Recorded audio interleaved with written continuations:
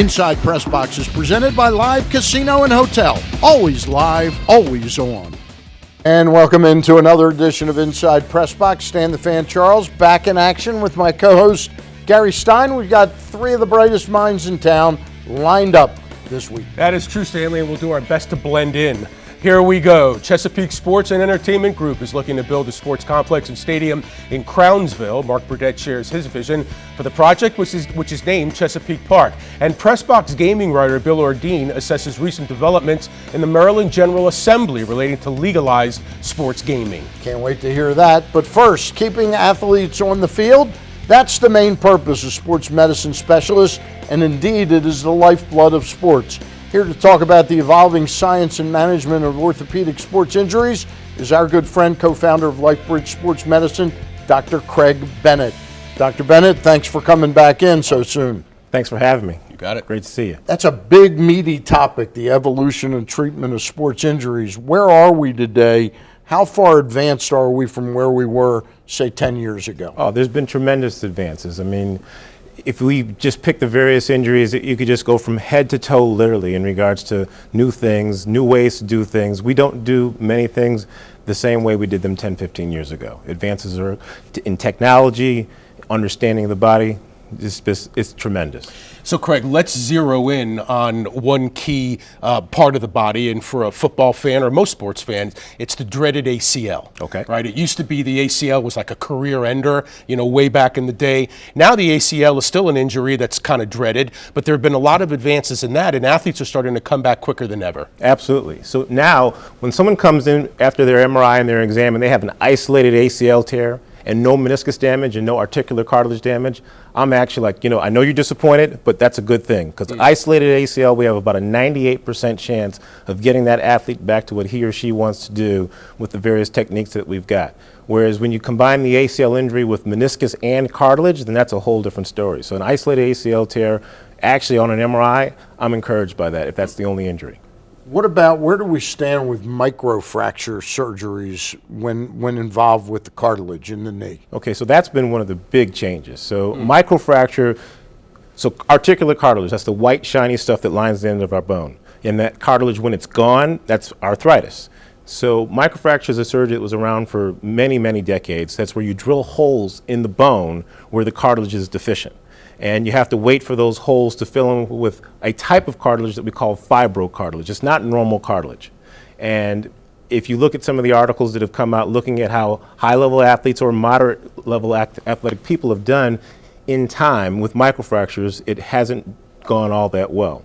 So we've got alternatives. So specifically, OATS procedure, OATS procedure. That's where we take a piece of cartilage from an area of your knee where you don't have to have the cartilage, and you shift it into that main weight-bearing part, and you put that cartilage from that one area into the other area, and that's been a better procedure over the course of the past 10 years. Then there are other procedures where you actually take someone else's cartilage, someone who's passed away and been kind enough to donate their cartilage, you put that cartilage into the knee. Those are the two of the techniques that have taken over from microfracture. So I wonder, you've performed surgery on all ages of athletes. I'm sure high school athletes, college athletes, professional athletes, bodies mature as they get older, obviously. Do you approach a surgery different, let's say, for a high school athlete and that level of maturing and that level of body, as opposed to a professional athlete who may be 10 or 15 years older and his body has obviously matured more? Absolutely. And some surgeons are different. There are some surgeons who take pride in saying,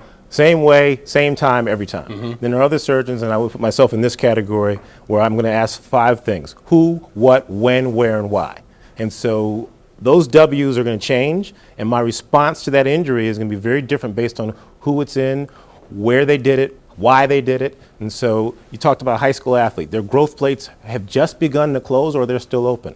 Microfracture. Microfracture can be quite successful when the growth plates are wide open, because they're going to form great scar cartilage. Are they wide open when you're younger? Like 12, 13, okay, yeah. 11, 12, 13, microfracture has a good chance to work. Whereas when the hair on the top of your head is as thin as it is in our cases, then the cartilage in your knee is going to be thin, and microfracture is probably not going to work. So very different management based on the age of the patient. I want to throw you a little bit of a curveball. We talked about it before you came out here, but I want to dig into this, the obesity problem with National Football League athletes.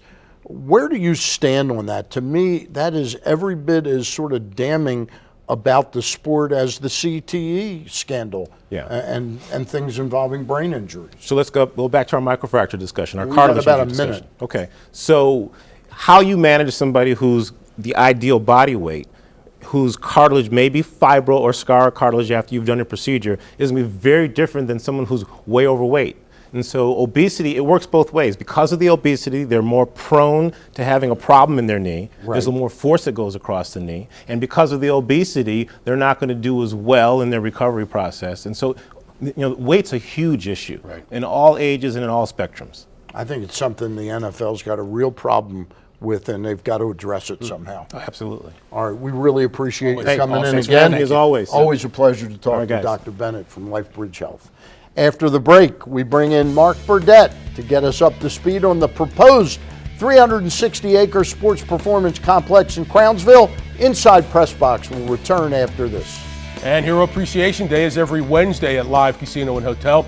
Live rewards members with a valid military, DOD, police officer, or firefighter ID receive special offers. Visit livecasinohotel.com for details. At Arundel Mills must be 21. Please play responsibly. For help, call 1-800-GAMBLER. Inside PressBox is presented by Live Casino and Hotel. Always live, always on.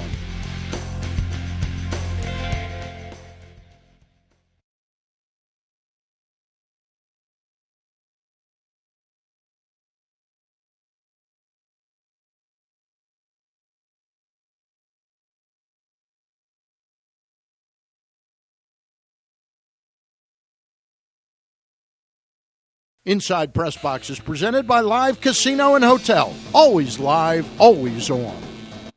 Looking for a great deal on clothing or hard-to-find collectibles? Goodwill has it all with low prices on thousands of items. Their inventory changes daily, so you never know what you're going to find. Visit givetogoodwill.org. Glen Burnie Transmissions provides factory remanufactured transmissions for hundreds less than the dealer. Suspect you have a transmission issue? Stop by for a complimentary road test and scan. You can easily get an estimate on your transmission repair by going to their website, gbt-online.com, or call 410-766-8500. And welcome back into the show. Chesapeake Sports and Entertainment Group is looking to turn the former site of Crownsville State Hospital into a new sports performance complex. Here with an update on the status of the project is the president of Chesapeake Sports and Entertainment Group, Mark Burdett. Welcome in. Good to see you. Great to be with you. Been a long time. Bird. Great to see you. So it's called Chesapeake Park, which has a good ring to it. And I know you've been back on the show before, but what's the update right now? So if I could, before we start, I just want to congratulate you guys on 500 plus shows. I know we're going into a new chapter, but it's really impressive. You guys have been a great duo and a great scion for sports in Baltimore for a long time. I mean that sincerely. It's important. So we're in a new legislature. We've got a great situation with the governor and our county executive. We're excited for both of them. They're both proponents. The will is there and the opportunity is there. It's a great opportunity to change what has been a very challenged environment. And the state of Maryland is not participating in an exploding opportunity, which is travel and youth sports. It's a $17 billion industry, guys. And just to give you a comparison, the NFL is a $14 billion industry. And we're not getting our fair share. People who are traveling to Delaware, New Jersey, Pennsylvania, Virginia, taking their time and treasure elsewhere, it needs to be here in the state of Maryland. I know the governor's man on sports, Terry Hazeltine, believes deeply in this project and the whole, He was so excited about it, he got sick and couldn't show up tonight to talk about it. That's how excited he is. Tell me, so where do we stand right now, though? This legislature, that's going from January to April, will this be determined during these next two months? Yes, it will. So we're making our presentation in a number of capacities to Mike Miller and to Mike Bush and to the governor. The governor's really the key person. It's Maryland land, it's a Maryland facility, and they really have the keys to make this thing happen. So we're excited for it. You're seeing pictures of what our vision is. It's a great opportunity, right size building, right size opportunity. We can do tremendous things. We'll generate over $40 million worth of economic impact on an annual basis there. and sustainable revenue will continue for years to come. So, Mark, just to be clear, and those pictures were good. You obviously saw the outline of the stadium, et cetera. But the complex is more than just a stadium for the Chesapeake Bayhawks to play in. Talk about that. Lacrosse is only 10 to 15% of the whole project. There's 24 fields. We'll do field hockey. We'll do soccer. We'll do football. We'll do rugby. We'll do all kinds of things. We'll also graduations potentially inside the stadium. In Anne Arundel County, there's no place big enough to hold a graduation until Live Casino put it online, which is great. But now schools have a choice, indoor, outdoor. They'll be able to do what they want to do. Band competitions, all that kind of stuff is available to us. It's really following the MLS's model. They built the right size buildings and created the right size demand, and we have the opportunity to do the same thing with lacrosse, but then drive through for other things. High school football championships, NCAA women's lacrosse championships, things of that nature that just need the right size building. Towson has experienced that with John Unitas Stadium. We're going to try to duplicate it. So if the governor is behind it, you feel that there's a good chance this gets pushed through this legislative Yes, session? we do, and we feel very confident that everyone will basically understand the opportunity. It's really important that we do it. So, Mark, if it does get pushed through now, we're talking about the middle of 2019. Take us through the process. When do you think this thing could be completed? So remediation will take about 18 months, so we should be basically cutting a ribbon by 21. Okay, so playing on the complex in 21, stadium in 22, the rest of the opportunities coming online thereafter. I've got a quick question at the very end about a good mutual friend of all three of ours. But I did want to ask you, Paul Rabel, the great lacrosse player, is trying to get into the world of starting an outdoor league. He's in. He's in. Yeah. Is that good for the lacrosse business? Absolutely. In the immediate future, there'll be competition. Competition is good. There may be some bumps for a league like ours, but he's bringing over $40 million worth of investment to professional lacrosse. You can't snub your nose at that. People are going to really see a lot of lacrosse this year, and they're going to see great lacrosse, which is important. Yeah. It's good. We've got a little bit less than a minute. All three of us were touched by David Modell. It's been just over a year since he passed away. Any fond remembrances of the man? I got stories that could keep us here all night, but more than anything, the energy, just the belief in the energy, the excitement every day with a passion, a vision for something fun, something great, and the way he touched everybody around him. He was really a good guy, a really good guy, and we really do miss him. I think he would have matured and seasoned really well in the city of Baltimore. Yeah, I think so too. Absolutely. I hope the Baltimore Ravens are listening to that, because I think the guy is perhaps the most important person in the history of the franchise. Could be. Might be hard for current ownership to swallow that, but I would love to see them put him in the Ring of Honor. Yeah, that'd be great. Thank you, Bird. Absolutely. Really good to see you guys. Mark, good to see Indeed. you. After the break, not the break. PressBox gaming writer Bill Ordine outlines the latest developments on the legalized sports gaming front in Maryland. Stay with us for more Inside PressBox. Inside PressBox is presented by Live Casino and Hotel. Always live, always on.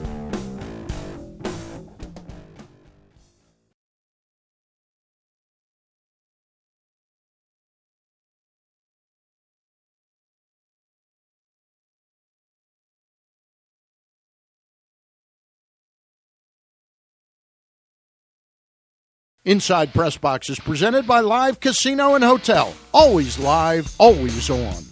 And Inside PressBox is sponsored by Citron Restaurant, a gorgeous lakeside dining and event spot with seasonal American menus of fresh seafood, pastas, grilled steaks, and chops. CitronBaltimore.com.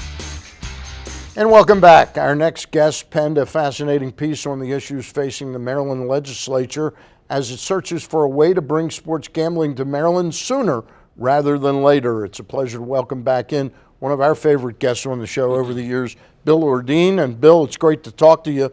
When last we talked, it was a kind of a given that we couldn't possibly get this legalized sports betting thing in Maryland until at least 2020, right? Because the legislature had to pass legislation that would put it on a referendum. Right. Well, now we're finding out that the state of Maryland might try and end around the referendum. Yeah, it surprised most people.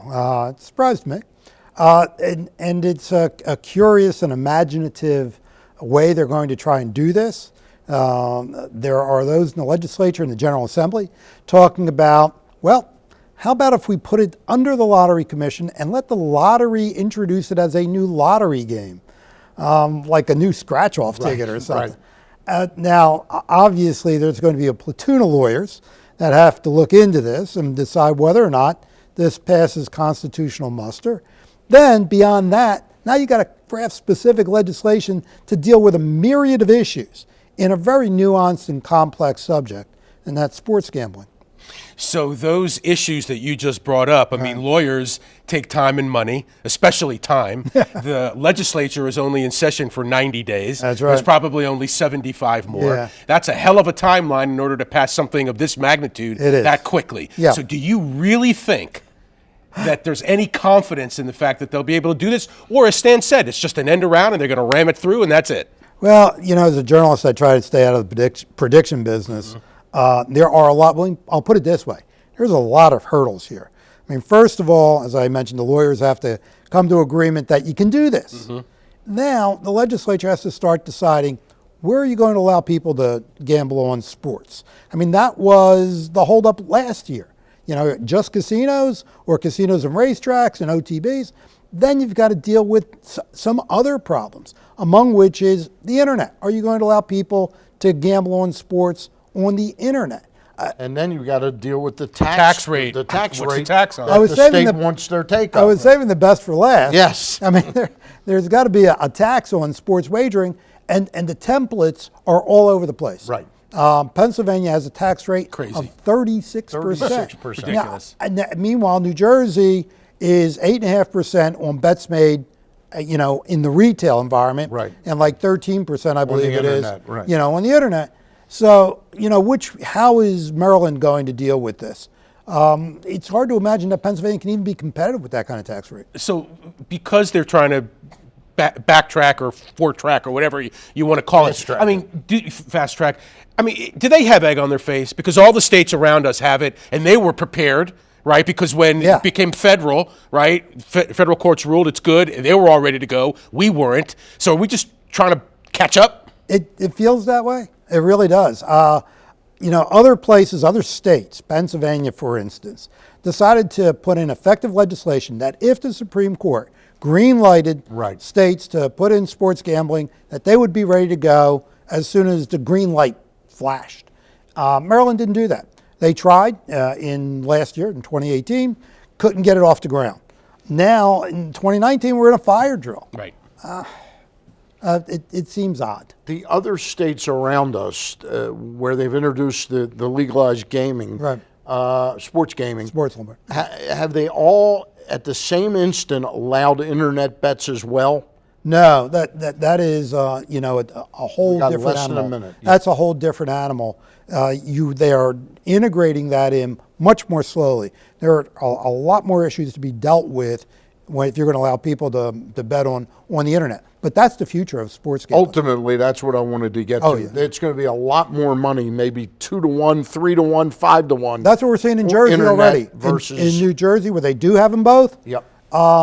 In December, 3 to 1 betting on the internet versus in a retail situation. We appreciate your coming by on short notice. It's been a pleasure talking to you. Thank you. And we'll continue to talk. Keep it here for a Costas-in photo of the week that's worthy of Cooperstown. Inside PressBox will return right after this. That's a good description. Royal Farms, world famous chicken, has been ranked #1 in Food and Wine magazine. They're worthy of Cooperstown. Royal Farms, real fresh, real fast.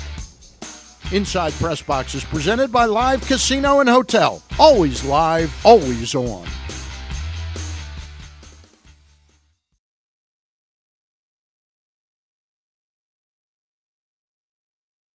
Inside PressBox is presented by Live Casino and Hotel. Always live, always on.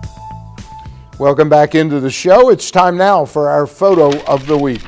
And as always, the photo of the week is brought to you by the Costas Inn, where they have nightly specials Monday through Friday. Check them out at CostasInn.com. Stanley, this week's photo is courtesy of the Baltimore Orioles. Last week, former O's right-hander Mike Messina was elected to the Baseball Hall of Fame. Finally, the former O's ace received 76.7% of the vote in his 6th year on the ballot, 270 wins, over 2,800 strikeouts in his career. Well-deserved, and he pitched for a team his 10 years with the Orioles. The Orioles had a winning percentage of .511. His winning percentage was .645. That's amazing. Remarkable run.